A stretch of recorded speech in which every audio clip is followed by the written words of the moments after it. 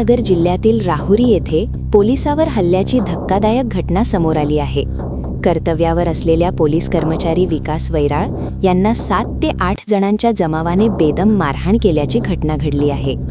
या मारहाणीचा व्हिडिओ सध्या सोशल मीडियावर मोठ्या प्रमाणात व्हायरल होत आहे। व्हिडिओमध्ये काही जणांनी पोलिसाला घेरून मारहाण केल्याचे स्पष्ट दिसत आहे। इतकेच नव्हे तर जमावाने पोलिसांचे कपडे फाटेपर्यंत त्यांना मारहाण केल्याचेही दिसून येत आहे।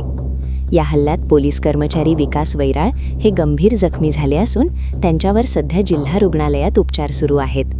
या प्रकरणी राहुरी पोलीस ठाण्यात 11 जणांविरोधात गुन्हा दाखल करण्यात आला असून पोलिसांनी आतापर्यंत 3 जणांना अटक केली आहे।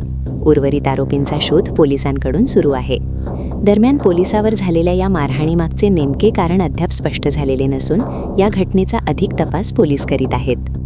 करायचा आहे लाईव्ह कार्यक्रम किंवा आहे कसले आंदोलन, जनसामान्यपर्यंत पोहोचेल आपला हक्काचा आवाज जनतेचा। बातमी व जाहिरातीसाठी संपर्क करा स्क्रीनवर दिलेल्या नंबरवर।